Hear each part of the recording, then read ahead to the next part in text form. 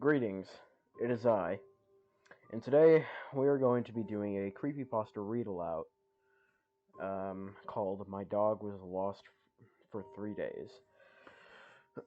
Now, yes, I am playing some background music on Spotify in case you're wondering, and I am doing this all in one take, so if I stutter or, kind of trip over the lines or stuff like that, that's why. Anyways, let's get to reading. As a kid, I was raised in a small fishing community on the eastern side of Canada, surrounded by the Gulf of St. Lawrence and the boreal forest. The entirety of the land was close to 4,000 foot square, with an even smaller number of residents sprawled out over Main Street, the main road running straight through our little town, and farming houses spread widely between areas of trees that were changed to domestic residential homes when agriculture stopped being profitable. In total, our community is surrounded by a vast expanse of ocean and a seemingly endless barrage of trees that spread over 55% of Canada's entire country. I spent most of my time hunting in these woods, so you can imagine my joy when my parents got me a hunting dog. Hold on, let me just pull up my computer. Sandy was a Shetland sheepdog, and while they were more fit to be herding and tracking sheep over grassy plains rather than rabbits and deer through dense forest, it didn't stop me from taking him with me on every excursion I possibly could. Sandy had been by my side for enough hunting trips that he'd grown accustomed to waking up just before daylight. On a few occasions, he helped track down small game like squirrels and rabbits through considerably large areas of forest. Sandy wasn't my property and wasn't treated like she belonged to me. Sandy was a member of the family, my best companion and my truest friend. I think fondly back on the times he'd sit with me on the front seat of the truck without being told, ready to go on a walk for whatever part of the forest I took him to. I can honestly say that there will never be a dog that will fill the void like Sandy left in my life. I find that dog lovers relate to that sentiment more than others. It was October 30th, the first day of deer hunting season. I had been talking with my family about taking Sandy, my hunting gear, and some essentials to one of the cabins my grandfather owned in his heyday off an unmarked road, a few hundred miles into the wilderness for a few days. This was met with a lot of protesting, and nothing could stop me from getting in some time looking for wild game in an area that wasn't already picked clean by illegal hunters on in the month. Everything was packed into the old blue Ford, Sandy included, and a few hours of driving later, we were setting up camp in one of my grandfather's old secluded cabins. Here's where things got fricked up. Sandy, I'm so sorry. I had spent most of the time, hold on. I had spent most of the time of my life being in the wilderness. There were only a handful of times that things had gotten weird for me, but usually everything can be explained with scientific reason. That's why I brushed off Sandy's weirdness on the first few nights, chalking it up to just the nervousness of a dog that's capable of hearing the far-off noises of various coyotes, wolves, bears, and moose. This was untouched territory, of course. There had been plenty of time before wildlife set up camp here, too. The first night was fairly normal.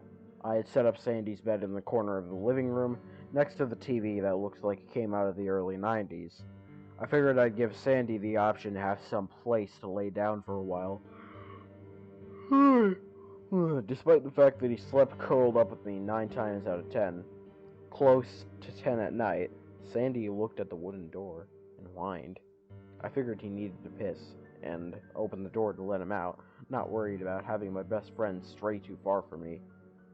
Instead, he just sat inside the door, looking out at the forest's edge beyond the path. I too stood and looked for a few minutes before deciding that he heard an errant critter close to the cabin. The rest of the night was fairly normal, and Sandy slept with me just fine. The second night, I chalked the weirdness up to Sandy's stress. Earlier the day, he had been walking a few miles into the woods beyond the house, and I thought I heard the sound of twigs cracking under something heavy. I hoped it wasn't a moose, because my shotgun wouldn't have stood a chance. But something changed in Sandy that I didn't pay close attention to at the time. He hunched himself on his hind legs, his front pressed close to the ground, his mouth pulled up over his teeth, and he growled towards nothingness. I figured we'd try hunting again later, if whatever it was had left and should be feeling up to it. If whatever it was had left and should he be feeling up to it. But once we were inside, he didn't want to move. Even when I tried to get him to go outside to do his business, he sat at the door and cried, wailing at me to let me know he didn't want to go out there. I didn't pressure him. If he pissed on the floor, so be it. Sandy never acted up before.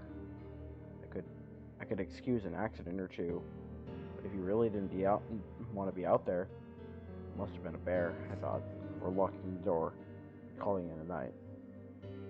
This is where things went to hell, and I still don't fully understand what happened.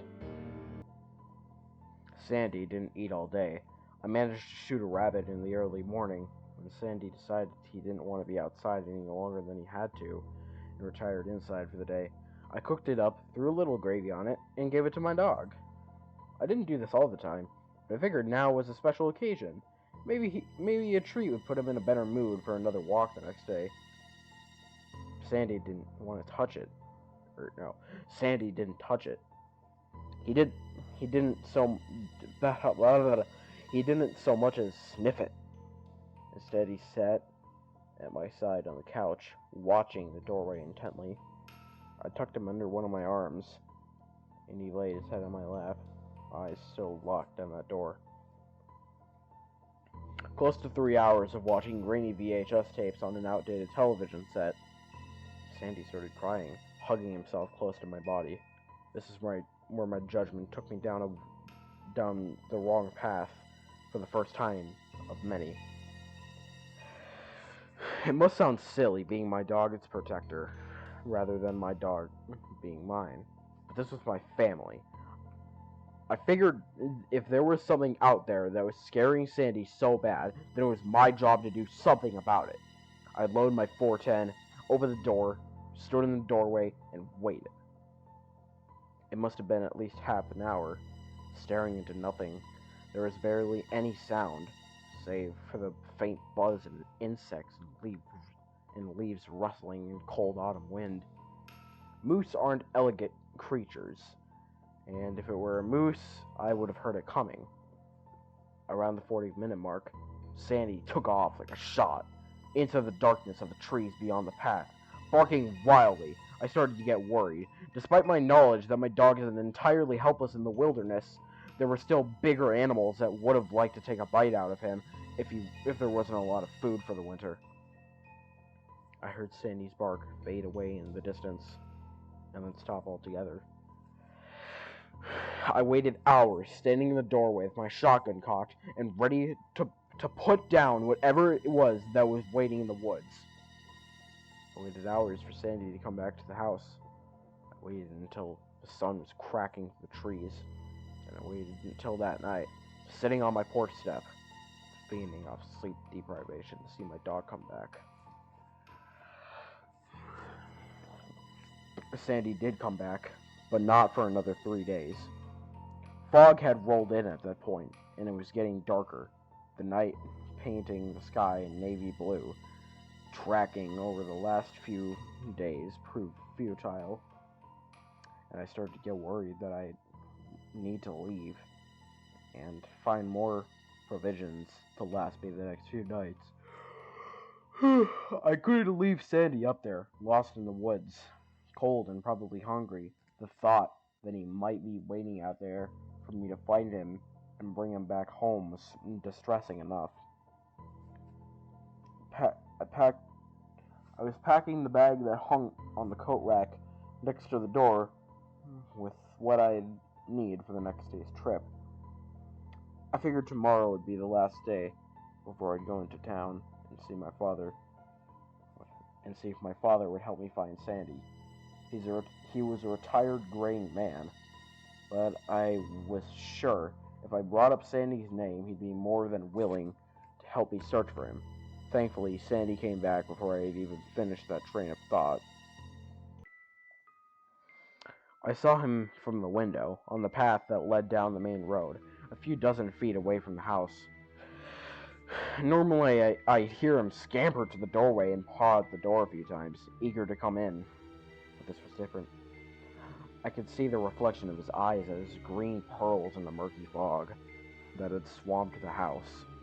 For a moment, I thought it might be an animal. The outline of his body and the wisps of thick, low-lying clouds was unmistakable. Still, despite myself, I hesitated. There was something different about his body language.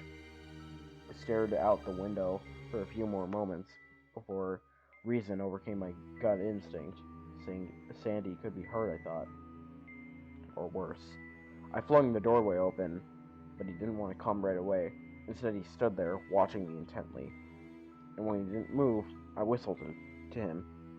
"Here, Sandy," I coaxed him towards the house. "Here, boy." The way he moved was different. It was as though his hips had been dislocated, and the angle of his paws changed direction with every step, as though he'd forgotten how to walk properly. His head was bowed to the ground, but his teeth weren't bared. He didn't seem aggressive. The only way I could describe the look he gave me was sheepish, like he'd just gotten into something that he wasn't supposed to, and I yelled at him for it. I thought he might hurt himself hopping up onto the elevated step, as if he dislocated his hips, but he did just fine. His back half swung a little, oddly enough, and his paws almost folded underneath. His paws almost folded underneath himself, but he didn't go sprawling. He sat on the step and didn't take his look off me. It wasn't until I had moved from the doorway completely, opened the door wide, and waited for him to walk in that he moved. Straight to his bed.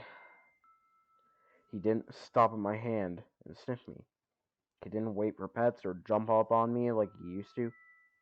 It was straight to his bed, where he sat and watched me for quite some time afterwards. I returned to the movie at hand. I called to him a few times, but he didn't respond. His ears didn't so much as raise to the sound of his voice, or the pat of my hand on the worn-out couch beside me. I had missed my buddy, but I wasn't about to move him physically towards me.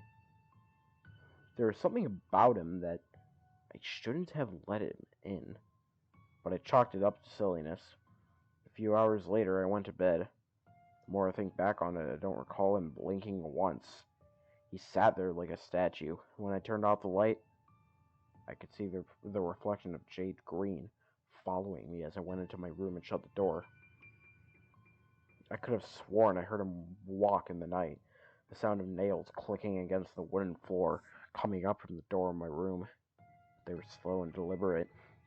They weren't like the quickness of Sandy realizing I'd gone to bed, coming to curl up. I heard the noises stop outside my bedroom, but I didn't hear his whine. I thought nothing of it. I fell into a deep sleep. When I woke in the morning, I figured it must have been a dream. Sandy was still Sandy was still sitting in the upright position I left him when I went to bed. It was as though Sandy didn't move a muscle through the entire night. When I said good morning, he didn't so much as wag his tail. He did follow me into the kitchen, but he paused at the doorway when I put his bowl down on the floor. and filled it up with supermarket dog food. Once again, his back half moved weirdly as he slowly made his way towards me. There was a nagging feeling that something was off-putting with the way he looked that day. It was like he'd gotten a little longer overnight. Sandy hunched down again, like he was walking to the door the night before. He didn't come into the kitchen, so I figured he must have been hungry at being out in the wild for so long. But he eyed me like he was waiting for me to come closer rather than touch the food. It goes without saying, but after a few moments of a staring contest between me and my unblinking dog, I called off that foolishness and called his name out loudly, not even a flinch. I didn't want to move closer to my dog to leave the kitchen. Hold on. Didn't want to move closer to my dog to leave the kitchen door. But this was my Sandy, and the most damage he'd ever done was eat flies. Sure enough, as I passed him, he turned and his body swayed unnaturally, but he didn't move towards me. When I was left that day, I couldn't find anything. The deer tracks in the mud were made a few days prior and went cold off naturally. Made trails through the woods. I couldn't hear bugs or birds or even the howl of a nearby coyote. The only sounds from miles away The only sounds from miles away from the campsite were my own breathing and the sound of crunching leaves underneath my feet. When the sun started to set, I started making my way back, but I should have just packed my crap on and left. Just behind a cluster of trees, with the house just visible beyond the rise, I figured I found out the reason why the animals had abandoned this place. Generally, when there are mass animal deaths, that usually means that something is wrong in the area of the slaughter, and wildlife is usually smart enough to get the hell out of Dodge. Even cats are bred instinctively to not like drinking water that is close to where their food is, because if you saw a dead animal close to a stream, you'd figure the stream was tainted and will find another source of water. Hundreds of squirrels were disemboweled and strewn across the grass in an almost perfect circle. Most of them were skinned alive, but when I turned to heave up all the contents in my stomach, there were a few dozen that were inside out. I couldn't help but vomit repeatedly as I tried my best to walk around the circle of tiny organs and mashed up bodies, not just over the sight, but because the smell was ungodly. I don't know how long they'd been out there, but if I'd stumbled upon this sooner, I'd have left with Sandy in tow immediately after. Gradually, the body stopped and delved off into a random dead squirrel here and there. The biggest thing I managed to find, just a few feet off the unholy feeding ground, was a deer. It looked as though something had decided to skin it alive from hide to neck, and draped some of its skin over a branch, like someone was tanning the hide. I don't know how long it had been there, but it smelled like it had been dead for quite some time, despite the fact that there wasn't a single frickin' fly. The head had been cut off clean above the shoulders, and when I realized the organs had been removed, I moved from a walking pace through the forest to a jog. Thankfully, the cabin wasn't too far off. I heaved one final time, wiped my mouth off of the back of my sleeve, and looked up to the house to see Sandy watching me from the window. I tried to reason myself and tell myself Sandy's odd behavior could have been trauma. I know it's stupid to think of it now, but at the time, it was the only reasonable explanation I had to keep myself from going insane. The elongating body could have been just the loneliness getting to me. Sandy had realized that something was up with this place, and the second he noticed it, I should have taken this warning and taken off back into town. Once the door was shut behind me, I started packing the food and essentials back into boxes, moving quickly to try and get my things into the truck before night came. It'd be dangerous to try and maneuver my way through the trails at night, as the hills off Kelly's Mountain were steep, and in pitch darkness with the only companion being my headlights, would have been it would have been easy to slide off a ravine and never be heard from again. I didn't want to stay one more night, but I had no choice. I had gotten back to the house just moments before the sun finally receded past the horizon, and we were bathed in a navy blue sky once again. I didn't pay attention to Sandy. He just sat at his bed and watched me pack. I figured no harm, no foul. I just throw stuff in the truck in the morning, and we'd be back in town before night the next day. Glancing at him for just a moment, it was a passing thought that he was looking a little longer today.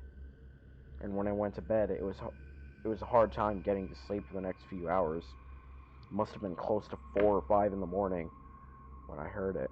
The sound of whistling, the same whistle I used to call my dog. I broke out into a cold sweat when I realized that whoever slaughtered those squirrels, hung the skin up, left what he didn't need, could have very well broken into my house. The door to my room didn't make a sound as I opened it slowly, thankfully. I waited a moment, listening to someone call my dog for a few more seconds before I dared poke my head out from the doorframe and get a good look at whoever it was that could have hurt Sandy. The outside door was open. All I saw was the back half of Sandy, too long and lanky, almost coiled around against the back of the door. His front half was outside. Whatever it was that had impersonating my dog, it was whistling slowly, calling for Sandy.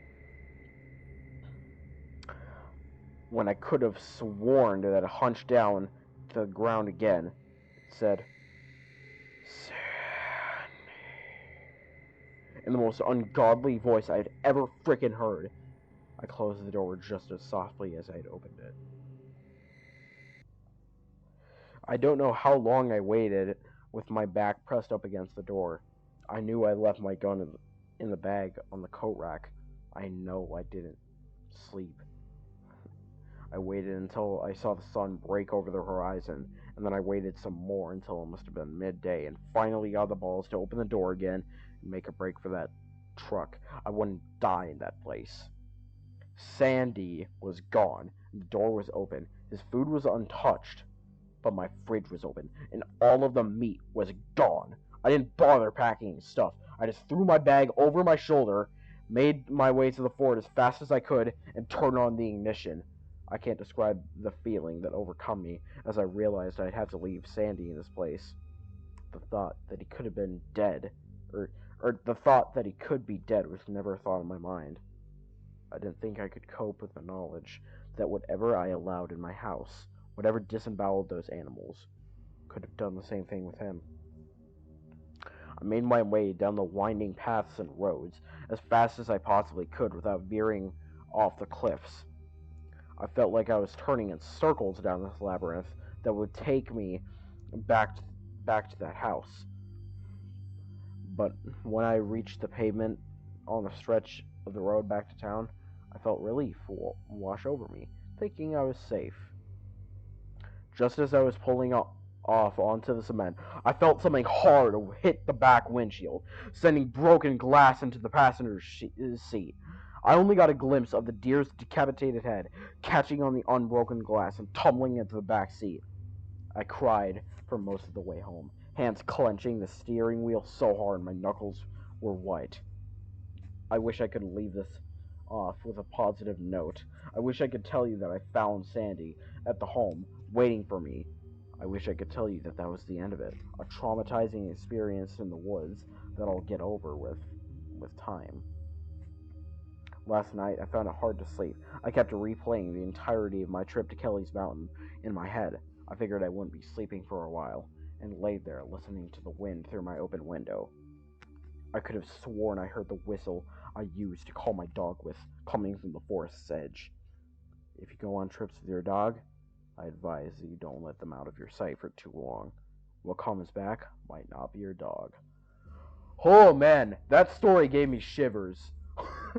Just the thought of that is absolutely terrifying. Like, oh my god. Like, imagine, like, your dog comes back, like, after being lost for 3 days, only for them to act completely differently from what you previously remember them acting like.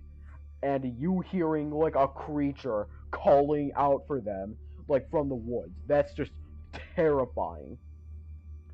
But yeah, I hope you guys enjoyed this creepypasta narration. Um, if you wish to see more videos like this, hit that subscribe button, turn on notifications, and I'll see you guys in the next video.